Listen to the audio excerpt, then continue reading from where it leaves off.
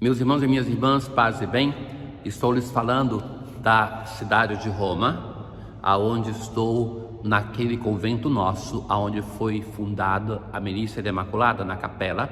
É uma capela grande porque era a capela do Seminário Internacional, mas é um centro hoje de peregrinação, porque aqui tem diversos organismos da nossa ordem, entre eles a sede internacional da Milícia da Imaculada. Hoje nós celebramos na liturgia a festa de São Tiago Maior, apóstolo Tiago. Ele foi o primeiro dos apóstolos a ser martirizado. Então a primícia da doação apostólica. Foi bispo da cidade de Jerusalém, irmão do apóstolo João, filho de Zebedeu. Na primeira leitura de hoje, da segunda carta de São Paulo aos Coríntios, assim vai dizer o apóstolo: trazemos esse tesouro em vasos de barro, para que percebam que esse poder vem de Deus e não de nós. Então, tudo aquilo que é graça de Deus, a fé, a nossa vocação, é um tesouro inestimável que não é mérito nosso, mas é um tesouro grandioso que nós trazemos na nossa fragilidade. Então, o apóstolo vai dizer assim: somos afligidos, parece uma ladainha, veja que belo. Somos afligidos por todos os lados, mas não vencidos pela angústia. Postos entre os maiores apuros, mas sem perder a esperança. Perseguidos, mas não desamparados. Derrubados, mas não aniquilados. Ou seja, nós vivemos em meio ao sofrimento tantas vezes, mas devemos ter fé no poder de Deus. É por causa do Senhor, é Ele que nos sustenta. Ele não nos derruba, mas também não permite que nós sejamos aniquilados. Ele está ao nosso lado. Em meio ao sofrimento, tenhamos essa certeza. Mas, meus irmãos, tal certeza não se cria no momento de sofrimento. É no momento que nós estamos bem que nós devemos reforçar a fé, porque no momento de sofrimento e de crise nós não nos seguramos. Quantas vezes eu digo isso para as pessoas que são casadas, para os consagrados, para os sacerdotes: meu caro, se você não se prepara no momento que vai tudo bem, quando chega a crise, você não vai resistir, porque é na crise que nós muitas vezes queremos tomar a decisão, nós não nos freamos. Então é naquele momento que somos perseguidos, derrubados, caluniados, é naquele momento de tristeza que nós queremos resolver tudo e tomamos as piores decisões da nossa vida. De fato, nós os vivos somos continuamente entregues à morte por causa de Jesus, para que também a vida de Jesus seja manifestada em nossa natureza mortal. Então, por causa de Jesus, sofremos, mas a vida do Senhor se manifesta em nossa fragilidade. É Ele, o Senhor, que nos sustenta. Certo de que aquele que ressuscitou o Senhor Jesus, nos ressuscitará como também ressuscitou o Senhor Jesus. Então, nós somos chamados, e já ouvimos isso algumas vezes na semana passada e nessa semana na liturgia, no domingo, por exemplo, o primeiro dia, já falávamos sobre isso, que através do batismo nós somos sepultados com Cristo e também nós somos ressuscitados com Cristo. Não somente a ressurreição que esperamos para depois da nossa morte, mas a ressurreição deve estar presente na nossa vida constantemente. O Salmo 125, nós assim rezamos hoje: quando o Senhor reconduziu nossos cativos, parecíamos sonhar. Encheu-se de sorriso nossa boca, nossos lábios de canções. É a alegria que vem em meio ao sofrimento, ou depois do sofrimento. Entre os gentios se dizia: maravilhas fez com eles o Senhor. Sim, maravilhas fez conosco o Senhor, exultemos de alegria. Mudai a nossa sorte, ó Senhor. Os que lançam a semente entre lágrimas ceifarão com alegria. No momento das nossas tristezas, sabe que fazer memória da palavra de Deus, da nossa história de salvação é importante. É importante saber memorizar aquelas passagens bíblicas que nos falam ao coração, para no momento de tristeza falar assim: os que lançam as sementes entre lágrimas ceifarão com alegria. Que a nossa história não termina nas lágrimas, nas tristezas. Chorando de tristeza sairão, espalhando suas sementes, cantando de alegria voltarão, carregando os seus feixes. Hoje nós temos a narração de um episódio que é comum a todos os sinóticos. Na versão de Mateus, não são os irmãos filhos de Zebedeu que pedem a Jesus esse privilégio, mas é a mãe.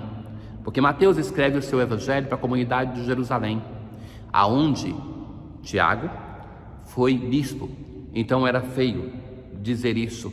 O evangelista e apóstolo Mateus teve a delicadeza de não escrever diretamente o fato para não ficar feio para o primeiro bispo de Jerusalém.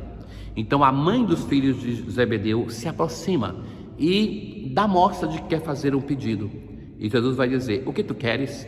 Ela: manda que esses meus 2 filhos se sentem no teu reino, um à tua direita e outro à tua esquerda.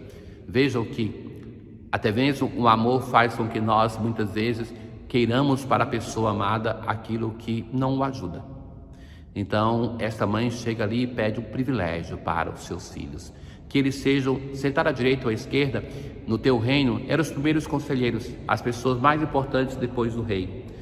Então Jesus vai fazer uma pergunta: por acaso podeis beber o cálice que eu vou beber? Então essa pergunta é dirigida aos 2 apóstolos. Então agora o texto é coerente com aquilo que vai narrar Marcos e Lucas, porque são eles que dialogam com Jesus. E eles vão dizer: podemos.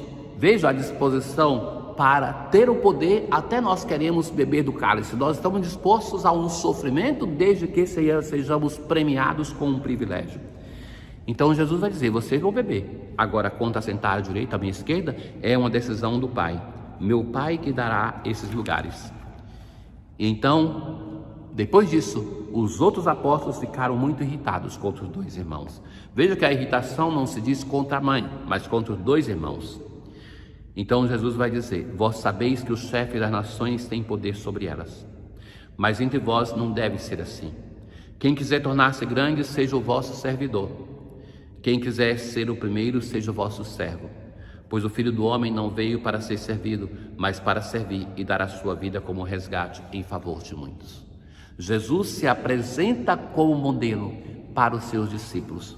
Sabe, meus caros, dizia um santo dos primeiros séculos que o nosso orgulho vai morrer depois do nosso respiro. Então, a nossa busca constante por privilégio, ainda quando estamos afundados na pior situação, mas queremos ser o centro. Então este caruncho que nos corrói, que faz com que nós, em busca do poder, do privilégio, que no centro está sempre a mesma coisa, o nosso eu que busca isso. Então que somos dispostos, como os filhos de Zebedeu, até sofrer, desde que sejamos premiados. Então, que é isso que Jesus vai falar para os filhos de Zebedeu e para nós, que não pode ser assim. Não pode ser assim porque, em assim agindo, nós destruímos aquilo que é central na nossa dimensão de fé, que é o amor fraterno. Dessa casa franciscana, onde viveu São Maximiliano, nós podemos nos recordar que, no momento do nascimento da ordem, Francisco funda uma ordem de irmãos. Mas ele percebe uma coisa, que nós somente somos irmãos se nós somos menores. Ninguém consegue ser irmão se não se torna um servidor. Ninguém consegue amar se não se torna menor, se não se coloca a serviço um do outro. Aqui é o nosso desafio. Porque sem mudar isso que é em nós instintivo, essa busca quase que inata de poder, de ser maior, de ter privilégio, se nós não mudamos isso, nós não somos discípulos de Cristo. A tal ponto que Jesus vai falar assim: o Filho do Homem, ou seja, ele não veio para servir, mas não veio para ser servido, mas para servir e dar a sua vida como resgate em favor de muitos. Então, para servir e para dar a vida, e que ele é o modelo deste nosso serviço. São Tiago foi a primícia, o primeiro de uma série de irmãos, e que nós também, para sermos discípulos de Jesus, devemos nos colocar a serviço como sinal de amor, na disposição de até mesmo dar a vida por causa dele, por causa do reino. Deus eterno e todo-poderoso, que pelo sangue de São Tiago consagrastes as primícias dos trabalhos dos apóstolos, concedei que a vossa igreja seja confirmada pelo seu testemunho e sustentada pela sua proteção. Tenham todos um bom dia, que São Tiago e São Maximiliano intercedam por nós. O Senhor esteja convosco, Ele está no meio de nós. Abençoe-vos o Deus Todo-Poderoso, o Pai, o Filho e o Espírito Santo. Paz.